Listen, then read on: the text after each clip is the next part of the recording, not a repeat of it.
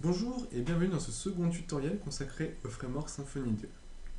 Alors, je vous rappelle globalement ce qu'on a vu la dernière fois concernant l'épisode 1. Alors, on a juste vu donc, une approche, donc ce qu'était un framework et aussi donc, comment était composé le dossier Symfony. Une fois que vous avez importé votre projet, donc normalement c'est fait donc, dans l'épisode 1, vous devriez vous retrouver exactement au même endroit que moi. Alors aujourd'hui, ce qu'on va voir, c'est comment créer un bundle. Donc un bundle, je vous rappelle que c'est un menu. Mais avant tout, voilà, on va se rendre sur le petit. D'ailleurs, l'URL c'est ça. Sur le petit bundle de test donc, du framework.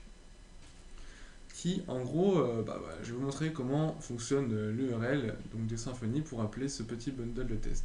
Alors, tout simplement, vous allez donc taper localhost slash e-commerce slash web slash app underscore live.php. Donc là, vous vous demandez qu'est-ce que c'est que ce truc. Alors, ce truc, c'est tout simplement votre fichier que vous appelez index.php dans tous vos projets. Seulement sur Symfony, il a été renommé en app.php. Alors, vous en avez un pour la production, donc celui-ci, et un pour le développement. Donc la différence, c'est que celui-ci appelle donc la debug bar, qui est très utile, comme son nom l'indique, pour débugger. Et il ne sert pas qu'à ça, puisque lorsque vous avez des erreurs PHP, voilà, il va vous dire il y a telle erreur à telle ligne, bref, c'est basique, c'est du PHP. Tandis que si vous êtes en app.php, voilà, vous n'aurez aucune erreur d'afficher, sinon ça constituerait une faille de sécurité. Donc voilà, globalement, on a fait le tour du app.php, donc on y reviendra plus tard. Mais là, pour l'instant, c'est pas au sujet. Alors, vous allez taper l'URL et vous dire, voilà, ça y est, j'ai fait mon premier Hello World. Parce que bon, il faut quelque chose d'assez motivant, faites vos premiers Hello World. Sachant que cela, voilà, si vous modifiez event click, c'est une variable. Donc si vous mettez ben en diminutif, à la place de, voilà, vous avez event click, vous avez hello ben. Donc là, on peut voir le code du contrôleur qui génère en fait ce petit hello ben. Nous, ce qu'on va faire, c'est qu'on va pas s'appuyer sur ce bundle de démo. On va tout simplement créer notre propre bundle. Alors, on va faire ça vite puisqu'il faut impérativement que vous définissiez votre variable d'environnement PHP.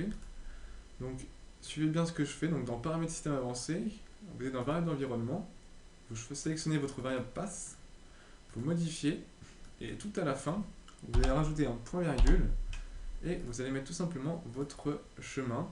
Donc, le chemin du dossier. Moi, c'est dans WAMP du dossier PHP. Donc, bin PHP votre version, et là vous copiez ce chemin, voilà, tout au bout de votre ligne. Vous faites OK, hop, moi je suis pas OK parce que j'ai déjà fait. Vous refaites OK, et OK, et votre variable d'environnement est définie. Voilà, rien de compliqué à ça, et il faut le faire, c'est important. Une fois que vous avez fait ça, vous vérifiez bien que voilà, que PHP est bien importé. Donc si vous faites PHP-v, il va donner la version de votre PHP. Donc du coup, ça veut dire qu'il est bien importé, il n'y a pas de problème. Voilà.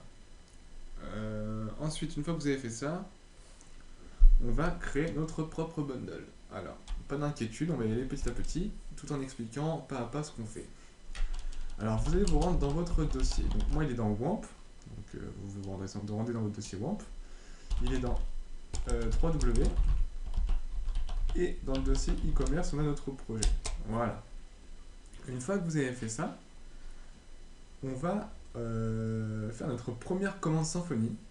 Donc, toute commande qui se respecte en Symfony commence toujours par php app /console. Si vous appuyez sur Entrée, vous allez voir la liste des commandes qu'on peut faire. Voilà. Comme vous pouvez voir, il y en a pas mal. Je ne vais pas tout expliquer, puisqu'on va l'utiliser petit à petit dans le tutoriel, donc j'expliquerai au fur et à mesure. Mais nous, ce qui nous intéresse aujourd'hui, c'est celle-ci. Voilà, c'est generate bundle, hop, c'est generate .bundle. Alors tout simplement, flèche du haut, on va taper generate .bundle. Hop là. Alors maintenant, qu'est-ce qu'il nous dit? Alors pas d'inquiétude, si vous maîtrisez un petit peu l'anglais, ça reste compréhensible. En gros, il faut saisir le nom du bundle avec une convention. Donc, nous, on va l'appeler e-commerce. Donc, toujours un E majuscule, enfin, toujours une majuscule au premier, voilà, au commencement. Donc, on va l'appeler e-commerce bundle, voilà, avec un anti-slash e-commerce. Voilà. Si vous faites ça, ça devrait passer. Hop, entrée. Voilà. Hop, je me suis trompé. Oula, oula, oula, oula, là. Il est pas content. Anti-slash e-commerce bundle, pardon. Voilà. Excusez-moi, la syntaxe qui n'était pas bonne. Donc, on veut un dossier e-commerce. À l'intérieur, on veut un dossier e-commerce bundle. Après, donc le bundle name, on va pas l'appeler e-commerce bundle, mais on va l'appeler e-commerce bundle. Voilà, donc en gros, moi je veux un bundle e-commerce dans un dossier e-commerce avec le nom e-commerce bundle. Entrée. Une fois qu'on a fait ça, il nous demande où est-ce qu'on veut mettre le bundle. Alors moi je vais le mettre dans SRC, rien d'autre. Donc je vais appuyer sur entrée. Hop là. Ensuite, il nous demande comment on veut gérer les routes. Alors, moi, j'utilise donc pour la gestion des routes le YAML. Donc, vous allez faire comme moi, sinon vous allez être perdu. YAML. Alors, il nous demande si il veut, enfin, en gros, si on veut qu'il génère la structure. Bien sûr, nous voulons que tu génères la structure. Si il va générer donc les routes aussi, hop, tu mets oui. Si on veut mettre à jour le kernel, bien sûr, ça nous évite de le faire. Et si on met à jour les routes, ok. Voilà, maintenant une fois qu'on a fait ça, il nous dit qu'on peut utiliser le bundle. Alors, bon, ça peut paraître légèrement laborieux, mais vous allez voir en fait le travail qu'il a fait à notre place. Alors, qu'est-ce qu'il a fait à notre place? Donc, si on se rend dans le dossier SRC, on va avoir un dossier e-commerce qui est créé, voilà, comme je vous ai dit, qui va contenir un dossier e-commerce bundle, comme je vous ai dit. À l'intérieur, il nous a généré la structure. Avec, on peut voir dans les ressources, le fichier routing, comme je vous ai dit tout à l'heure. Alors c'est très très bien, c'est ce que nous voulions. Maintenant, est-ce qu'il nous a importé notre bundle? Donc sachez que lorsque vous créez un bundle, il faut obligatoirement l'importer dans le kernel. Hop. On va regarder s'il est importé, bien sûr, il est importé. On peut voir que il a instancié le bundle e-commerce bundle. Voilà, donc c'est très très bien. Et est-ce qu'il a bien importé les routes? Donc si on va se rendre en routing, voilà, il a aussi importé les routes. Donc sachez qu'en gros, le fichier donc, qui est dans app config routing, lui va contenir tout appel aux routes des bundles. C'est-à-dire qu'en gros, c'est une sorte d'include voilà, qui va inclure toutes vos routes de tous vos bundles. Voilà, donc, en gros, on nous dit il va inclure le fichier routing de l'e-commerce bundle. Si on suit le chemin, tout bonnement, on va avoir e-commerce bundle, donc e-commerce bundle, le nom de notre bundle, les ressources, le fichier config et le routing. Voilà. Et là, tout simplement, on va avoir donc le routing de notre bundle. Alors, comment ça fonctionne les routes? Alors, les routes, c'est pas très très compliqué, il faut juste connaître la syntaxe. En première instruction, on va lui dire tu me donnes un nom de route. Donc on pourrait l'appeler Toto, Tata, Titi. Hein. Donc là, le bundle nous a donné. Oula, alors attendez. Hop, je vais juste fermer ça. Et je vais couper ça. Voilà, désolé, j'étais en train de compiler. Alors, une fois qu'on a fait ça, on définit donc le nom de notre bundle. Donc on pourrait l'appeler Toto, comme je disais, ou Titi ou Tata, mais il faut garder une certaine logique dans le nom de notre bundle. Donc lui, le générateur l'a appelé e-commerce / homepage, donc on pourra le modifier. Et pour le test, pour l'instant, on va garder ça. Le pattern, alors le pattern, c'est ce qui a constitué votre URL.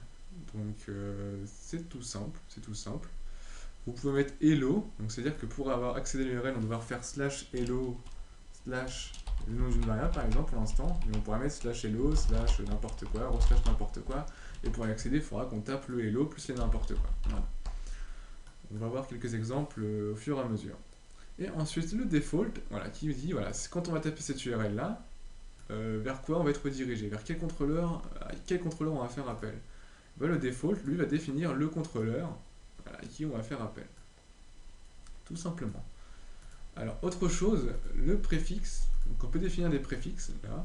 Donc, je vous rappelle qu'on est dans le dossier routing du config, là. Voilà. Il y a un préfixe. On peut mettre e-commerce, slash. C'est-à-dire que pour accéder à toutes les routes de e-commerce bundle, on va devoir obligatoirement taper e-commerce en préfixe. Voilà. Et après, on va taper notre hello et name. Donc, ce qu'on va faire, c'est qu'on va tester e-commerce slash hello slash ben. Et si on a bien respecté notre structure, voilà, on va avoir notre premier hello world de notre premier bundle, hello ben. Alors, maintenant, on va voir comment est généré le hello ben. Comment c'est fait, on n'a rien fait, on n'a tapé aucune ligne de code, comment ça se fait. Alors, on va fermer tout ça, et on va ouvrir que le routing qui nous intéresse, donc celui de notre e-commerce. Alors, on voit qu'il appelle le contrôleur du bundle e-commerce, donc e-commerce, contrôleur, le default contrôleur. Alors, pourquoi là il y a écrit default et là il y a écrit default contrôleur? Sachez que c'est une convention Symfony, il est obligatoire d'avoir le nom d'autre contrôleur plus contrôleur après. Donc si vous n'avez pas contrôleur, c'est-à-dire que si je le retire contrôleur, et ben le default ne sera pas appelé. Voilà, ça c'est une convention. Et si on rentre dans le fichier contrôleur, on peut voir qu'il va faire appel à la méthode index. La méthode index qui est ici, on peut voir qu'elle s'appelle indexAction. Encore une fois, une autre convention. On n'a pas action ici, mais on a action ici. Donc c'est une convention. Toutes les méthodes qui font appel à des URL, plutôt des URL qui font appel à des méthodes, vont devoir comporter action. Donc bon, globalement, c'est pas très dur à comprendre. Hein. C'est vraiment des conventions et des conventions. Alors, on a une notion de namespace. Si vous ne connaissez pas une namespace, je vous envoie donc sur le net voir ce que c'est les namespaces. Globalement, c'est pas compliqué non plus. Et les use, en gros, c'est ce qu'on va avoir besoin. C'est des sortes d'includes de classes pour que notre contrôleur fonctionne bien. Voilà. Je vais y arriver. Alors là, on voit qu'on a besoin donc de la classe contrôleur pour pouvoir interpréter notre classe, puisqu'elle étend de la classe contrôleur. Voilà, donc ça c'est à savoir. Sachez qu'il va y avoir plusieurs use, on va rencontrer des fichiers où il y aura plusieurs use. Alors, revenons à notre méthode index. Alors cette méthode index, qu'est-ce qu'elle fait? Elle prend un paramètre. Ce paramètre est défini dans l'URL. Vous voyez bien qu'il y a un name ici qui est un paramètre qu'on renvoie à la méthode index. Ce paramètre est utilisé donc ensuite à la ligne 11. On va lui dire return thisRender. Donc, le thisRender fait appel à une vue, c'est-à-dire qu'on va retourner la variable, donc le tableau name, donc la variable name, via un tableau dans notre vue index.html.twig. Alors là, vous dites, oh là là, ça devient compliqué, je vais abandonner. Alors, n'abandonnez surtout pas, c'est vraiment pas compliqué. On suit, voilà, ce qui est dit. ThisRender, on fait appel à une vue. ThisRender, rappelez-vous, à chaque fois que vous voyez ça, c'est on fait appel à une vue. ThisRender, alors, ThisRender, ce qui veut dire en gros, tu te rends dans ton dossier view, de e-commerce bundle, dossier view, parce que c'est ThisRender, default, qu'est-ce qu'il y a dedans? Oh, fichier index.html.twig. Alors, index.html.twig. Donc on fait appel à ce fichier-là, tout simplement. Lorsqu'on rentre dans ce fichier-là, on va avoir donc notre vue, c'est ce qu'on appelle une vue, qui comporte le hello et une variable name avec une syntaxe vraiment bizarre. Cette syntaxe bizarre, c'est ce qu'on appelle du twig. Vous allez voir, c'est très simple le twig et c'est vraiment très puissant. Alors globalement, on récapitule. On fait appel à la vue index.html.twig qui est dans le dossier e-commerce bundle. On lui passe un paramètre, qui s'appelle name, qui va comporter donc la variable passée en paramètre à l'URL, name, qui je vous rappelle est ici, voilà, ici, et on va l'afficher. Voilà comment en fait on arrive à afficher notre petit ben, puisqu'en fait si on modifie ici, vous l'aurez deviné, si j'ouvre la main, voilà, ça va modifier, tout simplement. Sachez que maintenant, si vous voulez rajouter d'autres paramètres, et ben ça va être super simple. On peut mettre ici, on va mettre nom, prénom. Une fois qu'on a mis ça, obligatoirement si on ne met pas ici le deuxième paramètre, on va avoir une erreur. Hop, on va mettre nom aussi, pour garder une certaine cohérence. On va retourner ici notre nom. On va passer, hop, l'autre paramètre qui est prénom.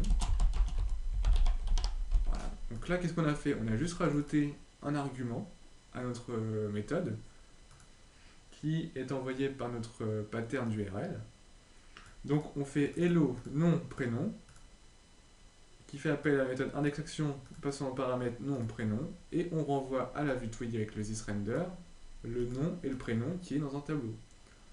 Maintenant, si je ne remplace pas cette variable là, je vais avoir une erreur, donc je vais la remplacer hello nom hop, prénom. Alors voilà comment on fait appel à des URL.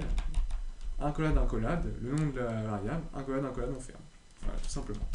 Si j'enregistre, et là je fais hello Benjamin, mot de passe, enfin nom xxx, vous allez avoir hello Benjamin xxx. Voilà, donc là vous pouvez vous dire, c'est vraiment puissant. Et oui, tout ce que vous faisiez en 30 lignes, vous le faites en 3 lignes sur Symfony. Et là vous vous dites, c'est grandiose. Et oui, je suis d'accord avec vous. Alors maintenant qu'on a vu comment fonctionnaient un petit peu les routes, comment marchaient un peu les méthodes, je vous donne donc, je vous invite à vous exercer, à vous dire oh, c'est stupide, c'est bon, je sais le faire, mais exercez-vous quand même, je vous le demande, à passer des paramètres, à en retirer, à en envoyer dans la vue, etc. Donc maintenant, si on veut envoyer une variable dans la vue qui est définie dans notre méthode, on peut dire voilà, j'ai défini une variable Toto qui va comporter, ou voilà, on va dire tonton, voilà, tonton, voilà, qui va comporter donc le prénom de votre tonton. Voilà, donc on va passer Olivier. Et je voudrais renvoyer donc cette variable tonton dans ma vue. Donc tout simplement, on va repasser en paramètre dans notre tableau la variable tonton. Hop, tonton. Donc là, on a défini dans notre méthode une variable tonton qui comporte un string et qui va être envoyée dans la vue. Voilà, tonton, voilà. Donc qu'est-ce qu'on va faire? Et le Benjamin Catelin. Ah, j'ai dit mon nom. Bon, bah maintenant je peux le mettre. Hop, Catelin. Et le Benjamin Catelin. Votre tonton est. On va appeler la variable tonton. Voilà. Hop. Hop là, voilà. Et le Benjamin, votre tonton est Olivier. Bon, c'est pas mal tout ça, c'est pas mal. Alors qu'est-ce qu'on a appris aujourd'hui? Donc on va clôturer la vidéo là, parce que là ça fait 20 minutes, ça va faire 20 minutes, donc c'est pas... Le but c'est de faire des courtes vidéos pour que vous puissiez ne pas avoir plein la tête. Alors, on a vu ce qu'étaient les routines, légèrement. Sachez qu'on peut encore plus pousser que ça. Oui. Bon, ça reste aussi facile. Hein. On a vu comment on accédait à une méthode via la route et comment on y passait des paramètres. Voilà. Ici. On a vu comment on faisait appel à une vue en lui passant aussi un tableau contenant des paramètres qui est soit un argument de l'URL, soit défini dans la méthode. Et on a vu en Twig comment on appelait donc des variables donc, qui étaient passées dans le tableau. Alors, c'est pas mal, sachez que pour une première partie, c'est vraiment pas mal. Donc vous vous dites qu'on a vraiment vu peu de choses. Mais sachez que c'est vraiment très bien si vous avez assimilé déjà ça. Je vous encourage vraiment encore une fois à vous entraîner, à repasser des arguments, etc., à tester. Et on verra ensuite donc, dans le prochain tutoriel un peu plus poussé, des choses un peu plus poussées, et tout en douceur encore une fois. Le but c'est pas de vous perdre. Donc n'oubliez pas, entraînez-vous, et sur ce, donc portez-vous bien, et à la prochaine au prochain tutoriel.